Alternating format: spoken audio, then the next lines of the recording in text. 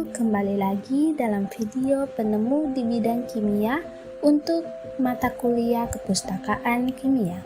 Joseph Priestley, penemu oksigen. Oksigen penting untuk kehidupan.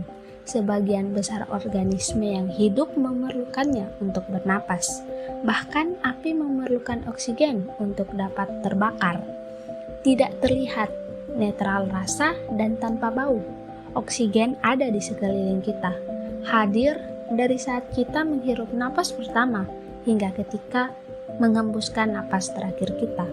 Studi ilmu bumi menandai kemunculan oksigen dalam catatan geologi di suatu tempat sekitar 3,5 miliar tahun yang lalu. Bukankah aneh mengatakan bahwa kemudian seseorang menemukannya? Ini bukan seperti menemukan sesuatu yang tergeletak di jalanan dan berseru, "Oh, lihat yang saya temukan," dan menunjukkannya kepada teman-teman Anda. Ada pemikiran yang tajam di balik penemuan oksigen. Berkat kejeniusan Joseph Priestley, kita dapat menerima udara tambahan dalam keadaan darurat. Joseph Priestley lahir pada tanggal 24 Maret 1733 dan meninggal pada tanggal 6 Februari 1804. Beliau adalah seorang filsuf, rohaniawan, teolog, pengajar, ahli ilmu politik, dan ahli kimia berkebangsaan Inggris yang telah menerbitkan lebih dari 150 buku. Beliau dikenal luas sebagai penemu oksigen yang diisolasi dalam keadaan gas, meskipun Charles Wilhelm dan Anthony Lavoisier turut memiliki klaim yang kuat terhadap penemu tersebut. Priestley berasal dari keluarga pembuat kain wol yang cukup sukses di kubu Calvinis di West Riding, Yorkshire, Inggris. Saat itu abad ke-18, pria Inggris berusia 41 tahun bernama Joseph Priestley sedang asik menyelidiki sifat-sifat beragam gas yang ada di udara ini. Menurut catatan sejarah, Priestley mengisolasi dan mengkarakterisasi 10 gas termasuk oksigen, sedangkan yang lain adalah nitrit oksida, nitrogen dioksida, nitrois oksida, hidrogen klorida, amonia, sulfur dioksida, silikon tetrafluoroida, nitrogen, serta karbon monoksida. Ketika banyak orang mengikuti ajaran Aristoteles yang percaya bahwa hanya ada satu udara, Priestley memeriksa semua udara yang mungkin dilepaskan dari zat yang berbeda.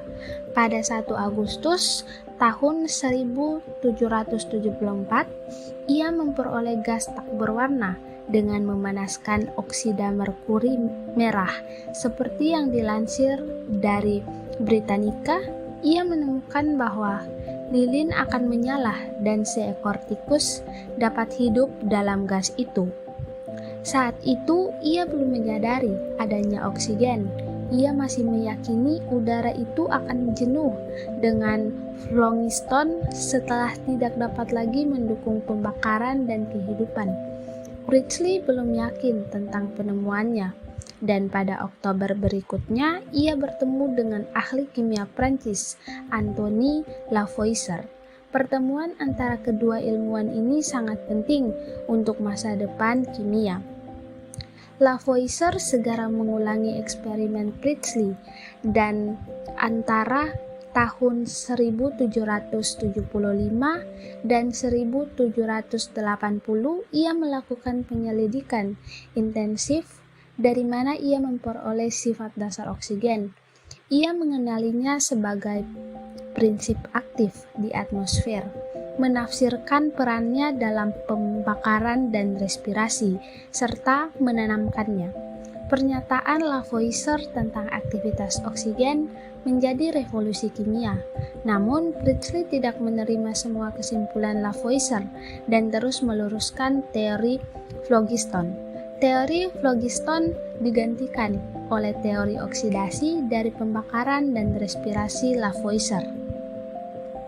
Menurut pendeta Inggris ini, Kimia dapat mendukung kesalehan dan kebebasan hanya jika ia menghindari teori spekulatif dan mendorong pengamatan atas ciptaan Tuhan yang murah hati, seperti yang dilansir dari Britannica.